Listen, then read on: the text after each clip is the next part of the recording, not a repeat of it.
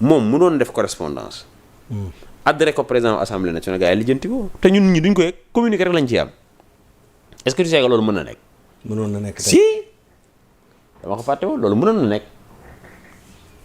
on est d'accord donc affaire bi du sax crise du blocage man dama jàpp ne ñaari groupe politique ñoo taxaw ku ne di napp sa morom loolu kese la du leneen. mais ci wàllu Mansour améliorer processus législatif. ak lii di constitutionnel ci à l'avenir. voilà proposition de loi parce que projet de loi le gouvernement moo koy def quoi. voilà léegi ban enseignement la ñu mën a teg Sénégal moom la ci war a mën a tirer. ci lan. ci situation bi ñu nekk. Ouais, pour au moins mën a améliorer processus législatif ak constitutionnel. ci at yi ñu jëm. nag wax naa la ko léegi j'étais fait un tableau de comparaison. c'est que dama bëgg sur la dignité parlementaire et cetera et cetera. parce que man parlement li ñu fa dégg ci ay coow bëri na Mansour. non yow li nga bëgg a dégg moom nga dul dégg parce que man loolu duma la ko wax quoi yaa xam ne loo bëgg a dégg. bëgguma dégg dara. non je ne sais pas mais de toute façon man li ma wax sénégalais yi leer na nañ ci ñoom wax naa psychanalyse wax naa philosophie wax naa littérature wax naa politique wax naa philosophie politique tu comprends fii amul crise bu tax ñu Sénégal bëgg a tàkk y a aucune crise benn crise amul que le ministre du travail aujourd'hui demain saisir président de l'Assemblée nationale qui est le président du bureau yaa ngi dégg avec ses autres membres ils sont 15 ça fait 16 il y a 12 bennoo hein je pense que noonu la war a demee ñu lijjanti affaire bi un point c'est tout fii amul benn crise. laaj bi li tax ma la koy laaj mooy dama gis benn Amadou Ba tout à l'heure Amadou Ba ancien candidat bu Benno Bokk Yaakaar ou bien candidat bu Benno Bokk Yaakaar ci élection yi ñu génn muy mel ni kuy sommet Ousmane Sonko à ce que mu def déclaration politique générale am ci Assemblée nationale di ko wax ne ko c'est un devoir sacré. écoutez ça c'est. est-ce qu'il est placé pour dire ça il est plus que placé bi la jaaree woon. non il est plus que placé pour lui dire ça parce que il est en. te mu jaaroon ci faux non il est en politique. il fait de la politique qu'on lui accorde cette dignité là d'être un opposant mooy li ma la doon wax sànq la notion de dignité qu'on lui accorde ça et que c'est quelqu'un boo xamante ne ak loo mën a wax ci moom c'est quelqu'un qui respecte la personne c'est ça la vérité quoi. voilà donc il peut le sommer il peut lui demander de faire sa déclaration de politique et que le premier ministre aussi tamit. pour qui le connaît aussi bu amee envie tontu ko kooku ça ne va pas attendre loolu ñëpp xam nañ ko donc am na ci sañ-sañ ne ko demal nga defi ko am na ci sañ-sañ on est en démocratie c'est ça la noblesse de la démocratie la noblesse de la démocratie voudrait que chacun ait la voix au chapitre dans le respect si on est au Sénégal de la charte fondamentale à travers ses dispositions 8 9 et 10 de la constitution loolu mooy dëgg quoi li ñuy def nii loolu moo ñu ko may bu doon loolu kon balaa ñuy àggal les hommes du général dañuy ñëw saraxe ñu loolu mooy dëgg mais loolu mooy dëgg quoi en fait mais pourquoi tey jii ay nit taxaw fii ne noo kii warul wax parce que régime bee la bokkoon c'est-à-dire et c'est dommage quoi man bañuma ko ma critiquer man Serigne Mansour mais je suis dans la démarche de Cheikh Anta Diop qui demandait aux jeunes dem leen ngeen jàngi ba pare ngeen soog a ñëw critiquer ma mais Sénégal li ko yàq dëgg-dëgg yàq ah 3 ans yi on a vu des gens yoo xamante ne très honnêtement dañu waroon mobiliser toutes les multinationales di leen fay xaalis pour ñu noppi loolu sëñ Cheikh wax na ko am yoo xam dañu war a fay xaalis pour ñu noppi quoi au fait ñooñu tey ñooy taxaw ne noo kii warul wax parce que régime bee la bokkoon ça c'est quel débat mais yonent bi attendez c'est-à-dire yonent bi bu nekkoon ci boobu démarche kon ñu bëri duñ dugg ci l'islam que chacun qu'on lui donne man xam nga lan laay condamné te duma ko mës a tolérer nit ko def live taxaw di saaga même bu dee sama noonu non amuloo droit def loolu mais nit am na sañ-sañ bokkoon ci beneen régime dans le sens du respect de la dignité de chacun régime bi am nañu taxawee moom mu génn ne leen non nii ngeen war a taxawee loolu mooy dëgg quoi mais c'est dommage que le débat est au ras des pâquerettes le débat est entretenu par des gens yoo xamante ne bii très honnêtement dans une démocratie normale et cultivée non kenn waru leen bàyyi ñuy wax parce que xamuñ dara quoi au fait non mais parce que waruñu wax mooy ñuy wax. mais c'est dommage est-ce que tu sais qu'il y a des gens plus brillants des gens que je considère comme des recteurs de l'université du cerveau au sens Descartes du terme le bon sens est la chose du monde la mieux partagée mais boo leen invité dañ la naan non man sëñ Mansour du ma ñëw parce que damay ñëw ñu may boole koo xamante ni vigile la ñu may boole koo xamante ne c'est un animateur qui est incapable de lire un playlist koo xamante ne bii il ne peut pas non mais attendez ñooñu lañ lay booleel ñuy taxaw di la saaga quoi au fait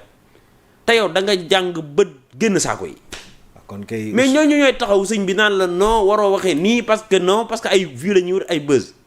Mais c'est extraordinaire. Ousmane Sonko a bien fait de ne pas croiser certains députés. Écoutez, ça c'est pas mon propos, ça c'est ton propos. L'appel du prophète à ce propos est remarquable. Allez chercher du savoir jusqu'en Chine. Serigne bi Chine c'est pas Parcelles Assainies, hein. Chine c'est pas le continent africain. C'est au-delà de ça.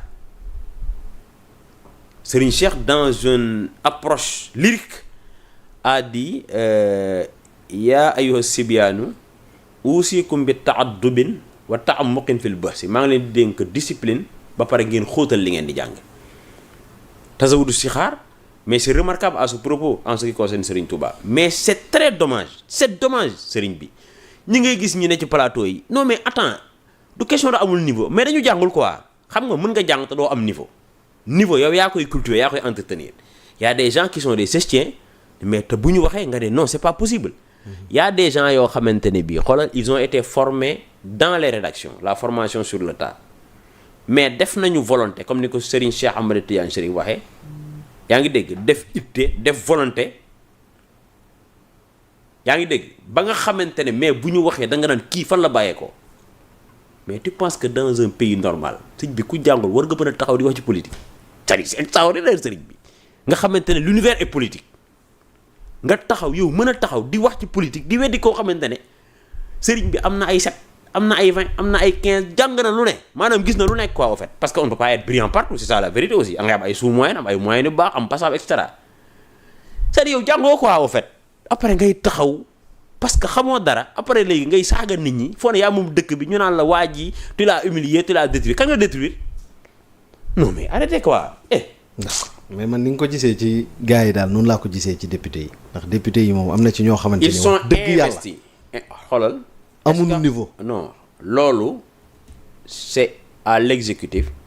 c'est au président. c'est au peuple c'est à nous kay la note salée waaw déglu ma rek c'est à la société de choisir les députés qu'il faut. Ah ouais. Les hommes qu'il faut à la place qu'il faut. loolu laa bëgg a dégg. Et que c'est au président de l'Assemblée nationale au président de groupe et au non inscrits de faire la démarche qu'il faut pour se former pour s'outiller pour se capaciter loolu dafa am loo xamante ne au-delà du groupe y a l'individuel en tant que tel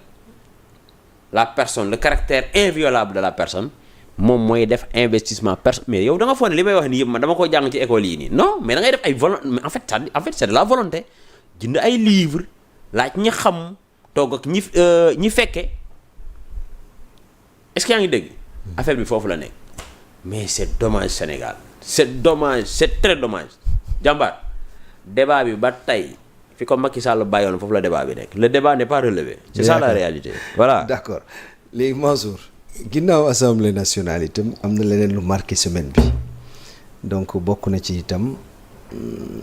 production bi ñu wax ci début juillet ci wàllu pétrole bi le président soldat lam dem ca Sangomar donc déjà visite bi qu'est-ce que cela vous inspire ak itam début production wu pétrole bi ci Sangomar itam naka la ñu mën a def wala sax yan voies et moyens la ñu mën a emprunter pour au moins le Sénégalais man mi toog ma mën ci gis sama bopp. mais benn mot kese transparence un point c'est tout ça rassure le fait qu'il s'y aille parce que nous avons un rapport de redevabilité avec lui de rendre compte ensuite c'est la transparence amul lenn